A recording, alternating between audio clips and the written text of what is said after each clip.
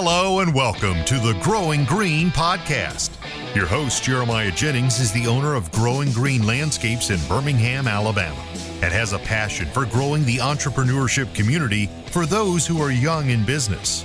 Being a business owner isn't easy, especially in the early years, and that's why in this show we dive into a wide range of topics covering all the challenges small business owners deal with. Even if your company is generating $1 million or more, the stories from our great guest and Jeremiah's own firsthand experiences will propel your business forward. And now, here's your host, Jeremiah Jennings.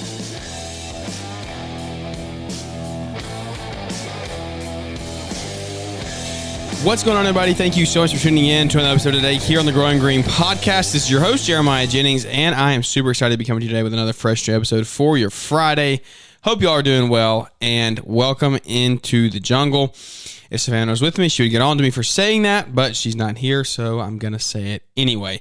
Welcome in, guys. Hope you are doing fantastic. It's been a wild week here. We'll give you a little update of where we are, what we're doing, what we got going on, and then I want to talk about a couple different things here on the show today. And guys, thank you. Thank you for being you. Thank you for getting up and going to work today and carving out your little piece of the green industry. And maybe if you're not in the green industry and you're just out there running another company, or you're inside of a company working somewhere, thank you for getting up and showing initiative. If you're listening to this podcast, you probably are taking initiative to do something, and you should be recognized for that. So this is me telling you thank you for that, and it means the world that we get to come to you 3 times a week here and just connect, hang out, have a good time, and just talk shop. That's literally what we're doing. We're talking about our growth plan, our growth strategies, and the day-to-day of what is going on with the Jennings and Growing Green Landscapes. So this past week has been absolute chaos, I feel like. It's been a good week. It really has. It's just been one that has been kind of eye-opening, and it makes me really realize where my focus for the company has to go at this point. The last 2 to 3 months we've been in good shape. I've worked myself out of the day-to-day operations for the most part. I'm still out on some landscape jobs and stuff, but I haven't been out there every single day. I've been able to step back and work a little more on the company as opposed to in the company. But with some new developments, new things that have happened inside of our company, then my role has changed a little bit for the time being to back in the field for a little bit. We acquired some customers about, going on a month now. Yeah, right over a month ago now. And we've been putting them in our routes and trying to get them all fit in. We added about 50 new clients to our already just about full 4-day list.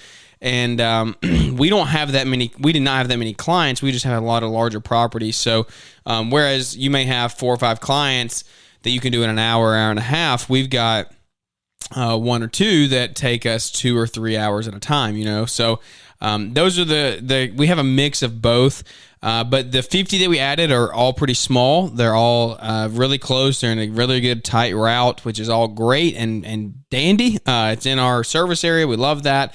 But you still you add 50 new properties to your weekly schedule. Well, it's really probably 25 to your weekly schedule, 25 to 30, because we do a couple of them weekly, but 25 to 30 to your already full weekly schedule. That's about another day to day and a half's worth of work. And it's just been a lot getting it all done. So we had the 4th of July last week, and that slung us for a loop. We're trying to get done by Thursday. So we worked really, really long hours on Wednesday. We worked till literally past dark on Wednesday trying to get everything finished up, and we did.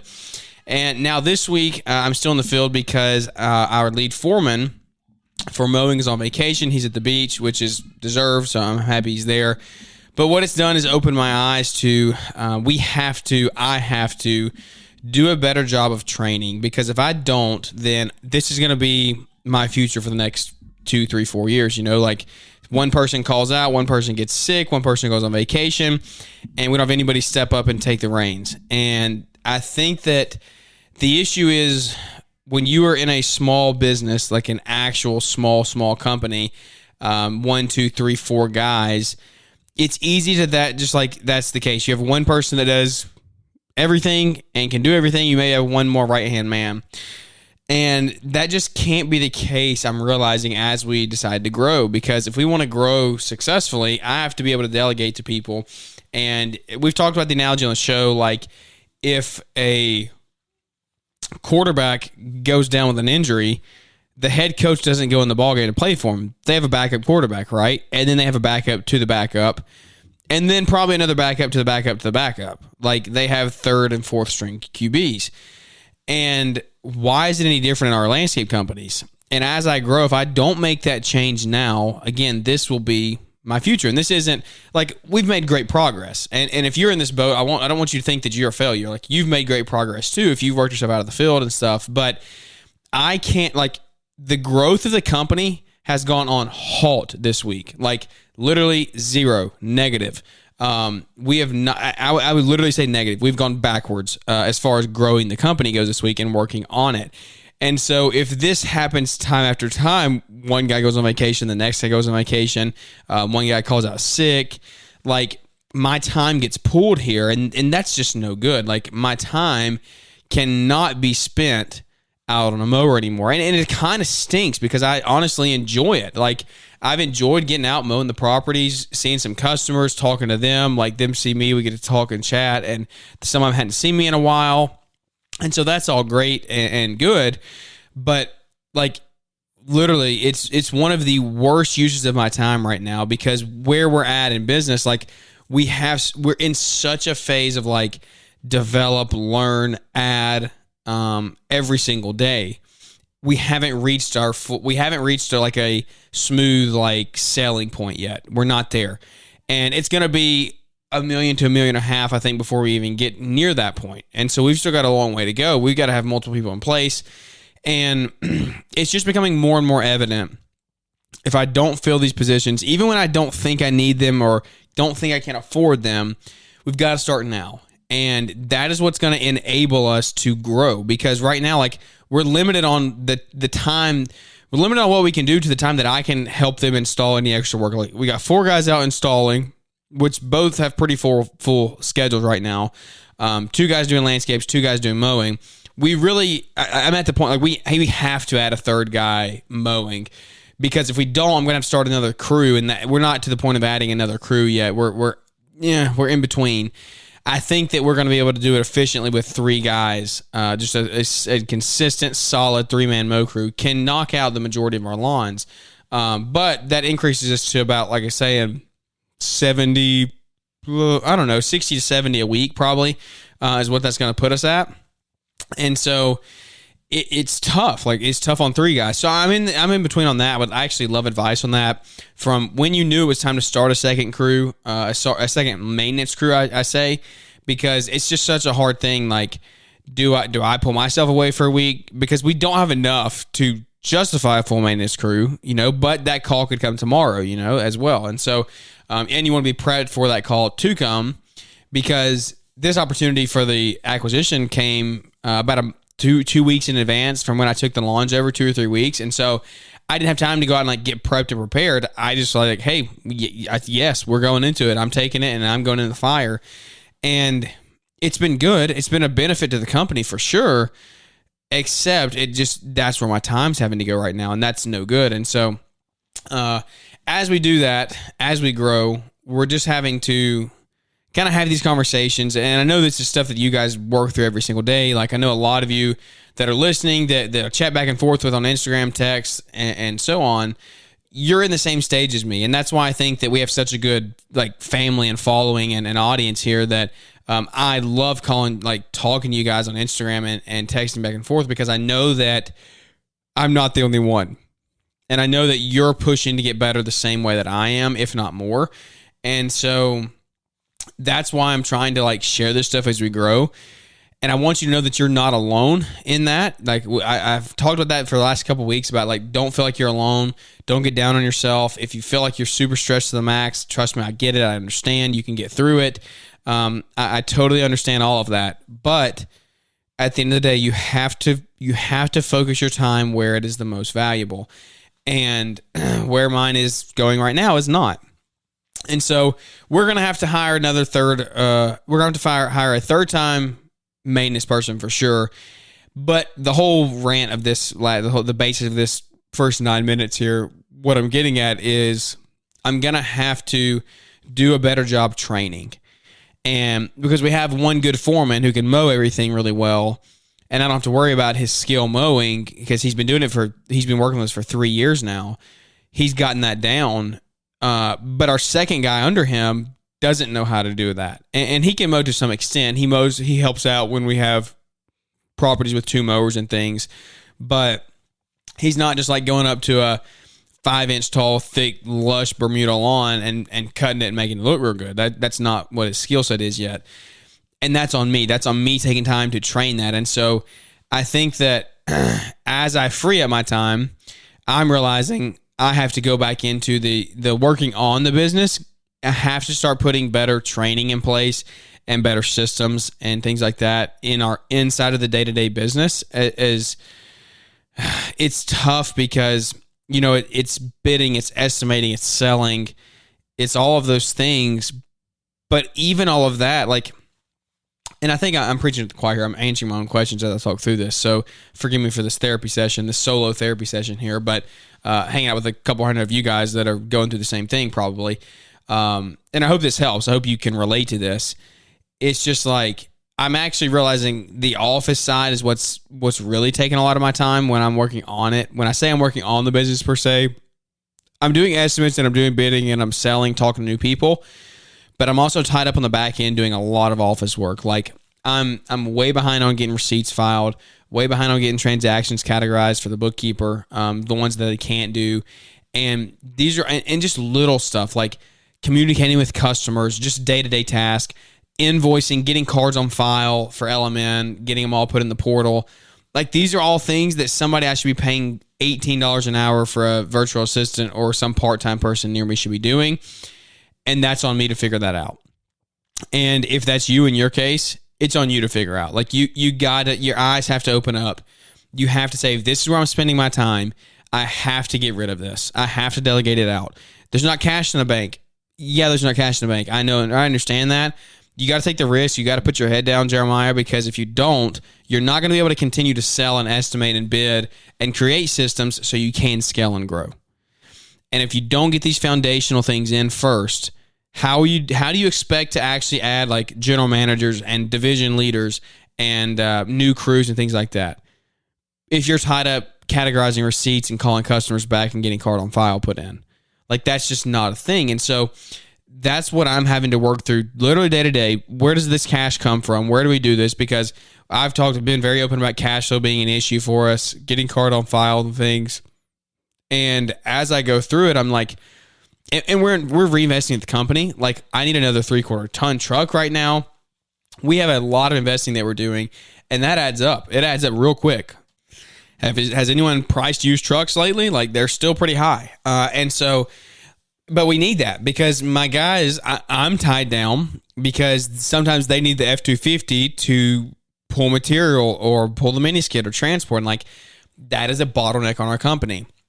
So I'm having to take the investment and just hey, we're going for it. We're going on that. But also keep in mind, we're doing this while drawing a paycheck and supporting a family. And so there's all different stages of business, all different stages of growth. Each one is different. That's why I say there's not a one size fits all, because if I was single and 20 and living at home, none of this would be an issue. We would do $600,000 in revenue. I would net 12% of that, and we would put $60,000 back into the company. I wouldn't take a paycheck. We would just put it all back in. And it's well, that's not possible now because we're supporting a family. We're raising a kid. And so as you sit here and look at this, just know that there is a way around it. There is a way to figure it out. And I'm figuring it out right now with you. And the day-to-day is just, hey, at this point, how can I get things off my plate to buy back my time? And honestly, I'll be open. I'm probably going to read the book Buy Back Your Time again and refresh my memory on that, because I know there's things in there that I've forgotten and steps and principles that I need to actually, I'm there now. I'm actually there. When I read it a year ago, I wasn't to that point yet. I'm actually there now where I have to get my time back and invest in the right places. And so highly recommend that book. I do remember there's good principles in there. I'm going to refresh myself on it, and maybe we'll do a debrief on that or something down the road. But just when you get caught up in the day to day, just stop and sit back and say, what can I do to make the company better? How can I work on it? How can I get out of this working in it type of thing? Because the thing is, and you also have to remember, guys, I've gone on this rant before about the prettiest mowers, the best stripes, the nice trucks, the nice trailers, talking through all of that. And like, guys get so like infatuated with it. And that's not a bad thing per se. But if you are wanting to grow, you have to let go of that quote unquote like love you have for being in the field. Because if not, you're going to go into like depression when you get out of the field and you're not there every day. And I was listening to a show talking about passion today, and we was talking about talking about so much stuff. Like, it's so deep. There's so many different angles you can come at it at. But talking about like, what is your intent and what is your purpose? And we've talked about that, finding your purpose, finding your core values, finding your mission statement, all that stuff, creating all that stuff. And you sit here and you say, what is my path to growth? Like, what is the plan? What am I wanting to do? Where am I wanting to go? And as you do that, and as you sit back and say, hey, what does this look like for us? How do we do it? You have to see that if it means working yourself out of the field some, then you got to be okay giving that up, and you can't get caught up. You can't get hung up on it, because I know there's a lot of guys that, like I said, love the stripes, love the mowers. That's not what business is about, guys, unfortunately. I hate to break it to you. I don't want to be the bearer of bad news if you've never heard that, but you can't be tied to the truck and the trailer if you want to have multiple crews, higher revenue, doing bigger jobs, you having some time freedom. It's just not possible. And so I have no problem delegating. I tell you what my problem is finding the people to delegate to. And that's just like the real open, honest truth here. Like, things that, again, I'm working through on a day-to-day basis. Delegation doesn't scare me.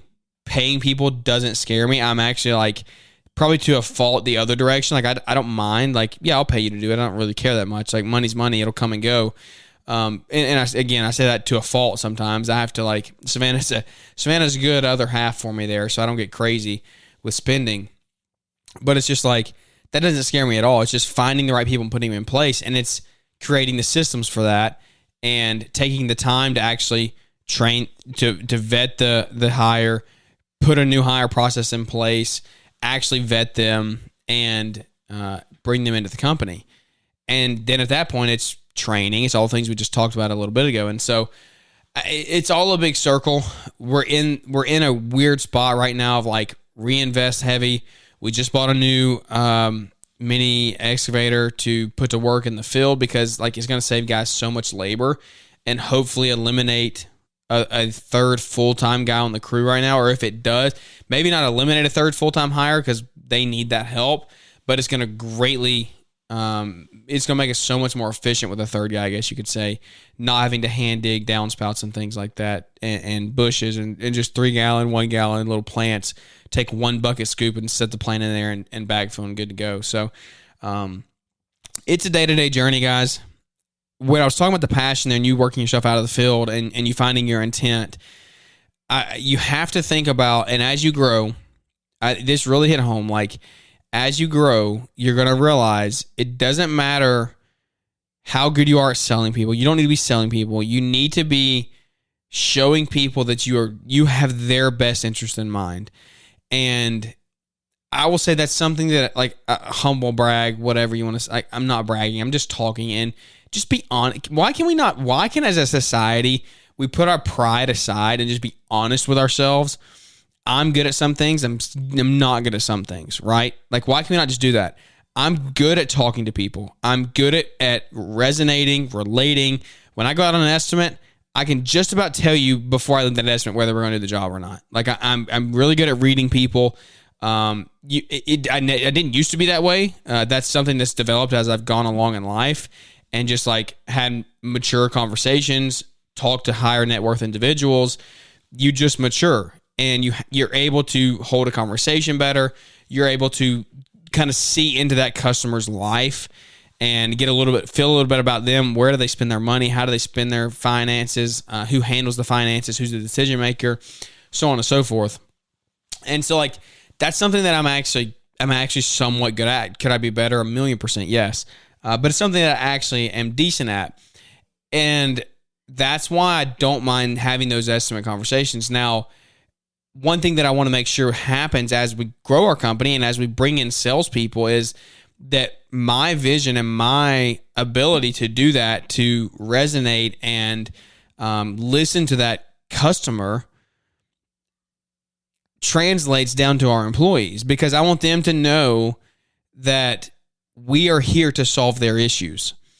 And at the end of the day, if you're here to solve your customers' problems, your business will grow. If you can relay that correctly. If you have 50 customers, 80 customers, however many customers that you can email, text, call, blast, social media, whatever, to get in front of them and say, hey, what problem do you have? How can we fix it? Or better yet, not even that. Don't ask what problem you have. Send an email on the first of the month and say, have a drainage problem? ? We can fix that. And then give a 7-step process of what you can do with the drainage issue. And then somebody's going to open that email and say, oh, you know what? The side of the house actually does stay wet a lot. I didn't know they did that. Let's reach out to him and do that. You didn't ask, what problem do you have? You said drainage? ? You got a problem with drainage? Let's fix that for you. And when you can do that effectively and make them know that you're not trying to sell them, because you can tell when you're being sold. Any mature human that has been around the moon at all, like seen any, or been around the sun, not the moon, been around the sun a few times, then you know when someone is selling you. I can't stand salespeople. I can't stand it because I know what a sales pitch looks like. I don't want that. I have, on a very, probably one handful, count on one hand, the amount of times I've dealt with people and buying things, whether it be trailer, car, whatever it may be, a product, a service, where I've dealt with them and said, you know what, they're a really good salesperson. They're really good at what they do because they make me think. And here's the thing, this is going to sound like a bad statement. They make me think that they care about my problems and they care about me. At the end of the day, they probably do care about you, especially if they're an owner or operator. Now, as your sales team grows, I don't know that that's going to be like sustainable. I mean, I don't know that every single salesperson is going to care about every single customer's problem to the nth degree, right? But they have crafted their skill of selling to the point of these customers like seeing that they care and making it look like they care. And it doesn't mean that you just, oh yeah, you sell a customer, you act like you care, and then turn and bash them behind their back. That's not what I mean. That's not the reputation, the culture, the character that we will harbor at Growing Green as we grow. But I do want people to master the sales skills of relating and resonating and caring about people. And so there's a fine line there. Again, you can't get caught up in every single problem of every single person. You couldn't grow. Like one salesperson would deal with two people, but when you make them feel like they actually like are an asset to your company and your company's growth, their problem, right? Then that's when you see true growth. Because again, I can tell you when I leave an estimate, are we doing this project or are we not? And I don't know that we talked about this on the air. Maybe I did. If I did, forgive me. And again, I'm talking we're just talking honest, real, like open up here. Like, let's have a good time. Talk about what you're good at and what you're bad at. I talk about what I'm bad at all the time, right? I told you about what I was good at, resonating, talking to people. First-hand example of this, we're doing a 17-pallet sod install next week. This job ended up, I had 2 consultations with the guy, probably 2 hours of time involved, 30 minutes, 45 minutes spent on the estimate. I was invested in this thing. These consultations were 30, 45 minutes a piece, talking through options, discussing things like that. And my bid came in $2,500 higher than the next person's bid. He got 3 bids. This third guy didn't come back, never even showed up again. Second guy is a reputable company around the area, and he didn't tell me his exact price, but he told me that he was around $2,500 cheaper than me. He called me back out there and he brought me into the house, wanted to sit down at the table. I was like, we're choosing you. And when we had this conversation, he said, these are his words, I knew from the first time we talked, you were going to do my work. But I had to get a couple estimates because, that's the right thing to do. You got to play the game, shop around, make sure that I'm not like jerking him a new one. Right. And so when I heard that, I was like, literally years of talking to people, trying to grow myself, reading books, listening to podcasts, watching videos, doing a podcast. Like, I grow doing this show. I'm sitting here talking to a wall for 30 minutes. Could you talk to a wall for 30 minutes on your own? I couldn't either 3 years ago. But you work and you learn and you grow and you adapt. And I'm not anywhere where I need to be. If a professional speaker heard me talk today for 30 minutes, they would be like, dude, this dude never should be on stage. He's got a long way to go. Yep, that's me. But where I'm come from 3 years ago, totally different ballgame. So when I heard the customer say that, I said, years and years and years of working, trying to grow a company, trying to grow relationships, trying to invest back into the community, like, it's paying off because I'm able to sit down with a 75-year-old mature gentleman and have the conversation. I've educated myself in our trade. I want to be very good at it. I want to excel at it. I want to be able to relay that to him the right way, right?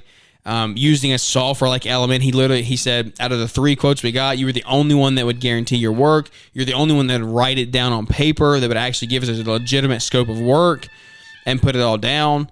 And I was like, that's mind-blowing. That's why we do this show, is to change the professionalism in the industry, because we have so far to go that 2 of the people in our area that I'm competing with couldn't even put on paper what they were doing and what the scope of work was going to be. One guy said, oh, yeah, well, we're just going to have to see how it goes.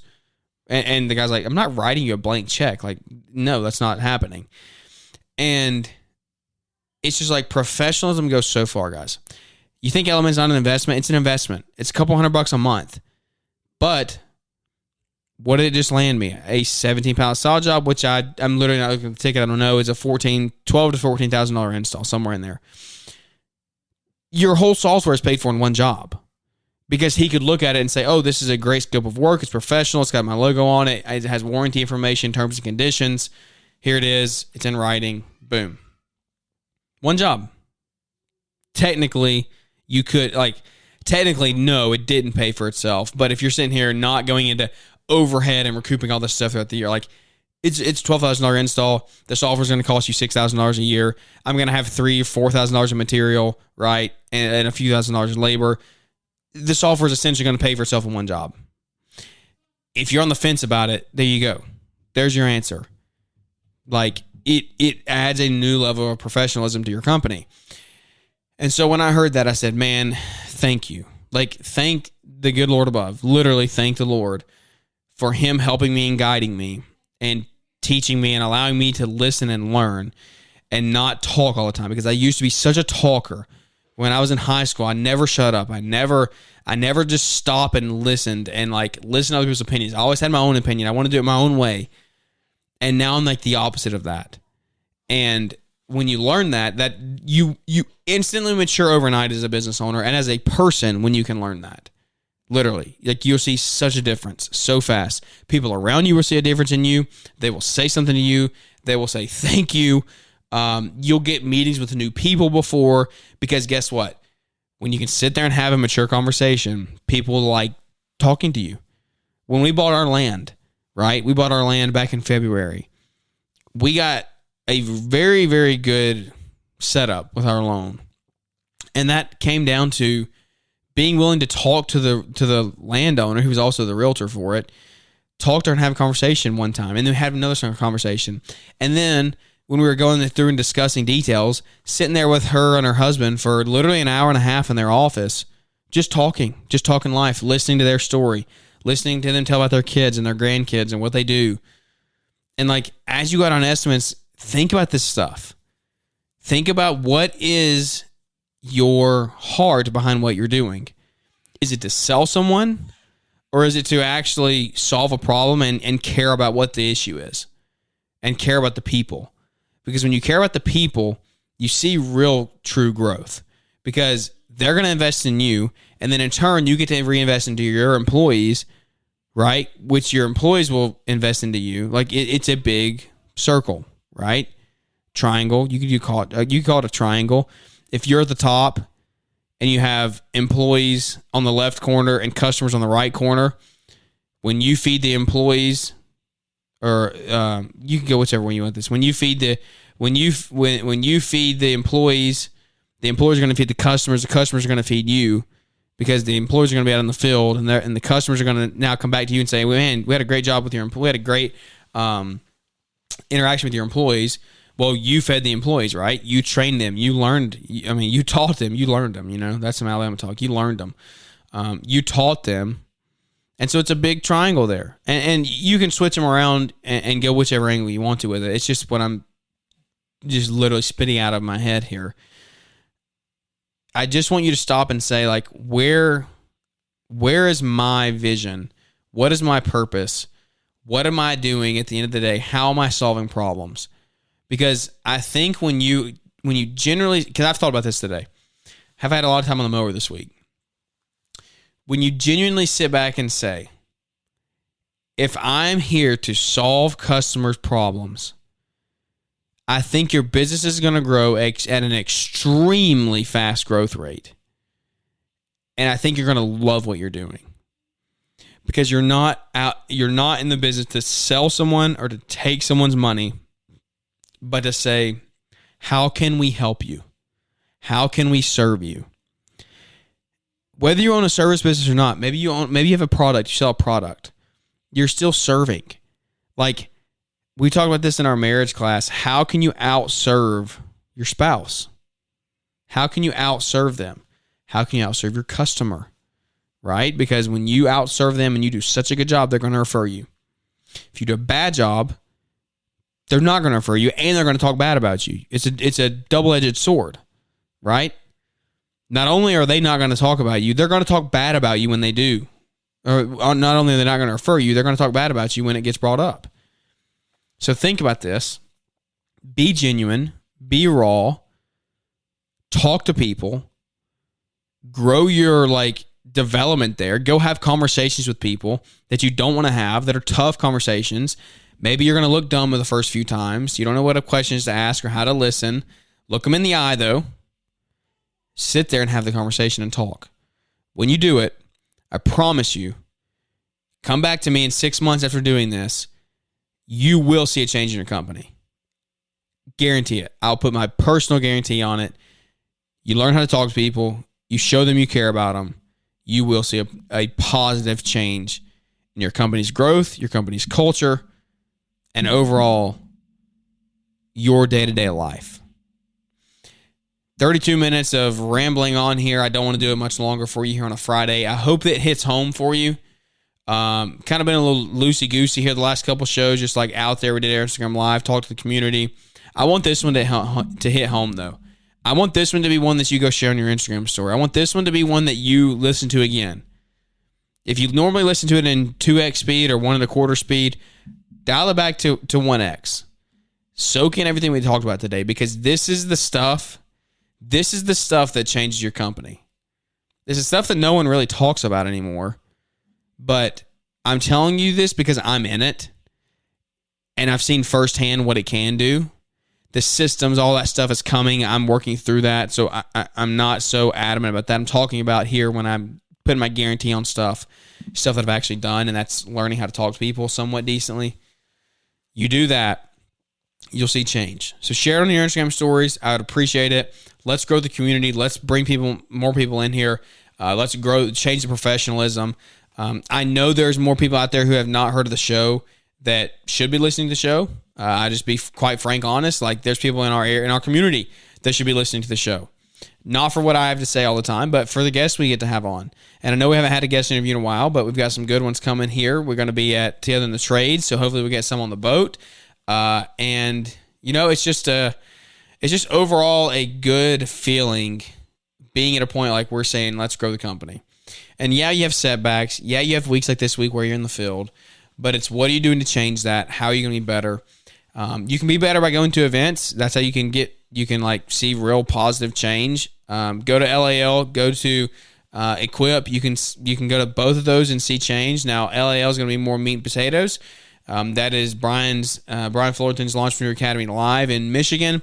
That's the last weekend of October, first weekend of November, and I think it's the November 2nd, I believe, is the date this year. But go check out launchpreneuracademy.com, and you're going to go hear way more qualified people talk than what I talked about today, with way more value. So if you thought this show was valuable at all, LAO will be worth it, I promise you. And then Equip Expo is right around the corner in October. We will be seeing you in Louisville, Kentucky. It's the third week in October. I just know that. I don't know the exact dates. They change from like the 15th to 20th every year. So we'll be there. Use code GG50 if you want to register today for $15. That's 50% off. This rate goes up big time when you get to the show, so don't let that happen on you. GG50 gets you in the door for $15. Just go to equipexposition.com and you can register today, and we will see you there. It's going to be a great time. Looking forward to networking, hanging out with everybody, and just growing, like I said, growing relationships, growing the show, and having a good time while we're doing it. So I hope this was valuable to you. Hope you enjoyed it. Share the show if you did. Leave us a big 5-star rating and review. Leave us a well-worded review if you don't mind. Like that takes 30 seconds to type it out. We're kind of gone like dry on reviews. Hadn't had reviews in a while. So if you thought this was valuable, if you thought there was anything good in this show, share it, review it, and that's going to be the best way to help us grow here and just grow the community one relationship at a time. So thank you for tuning in here on this Friday. If you're listening live, if you're listening later on, hope you're doing well whenever you're doing it. But that's going to wrap this one up. Thank you for tuning in, and we look forward to catching up with everybody here on the next one. Thanks for tuning in to the Growing Green podcast. It is an honor to have you listening, and we hope you receive valuable advice to help take your business to the next level. Don't forget to follow the podcast so you'll be notified when our next episode drops.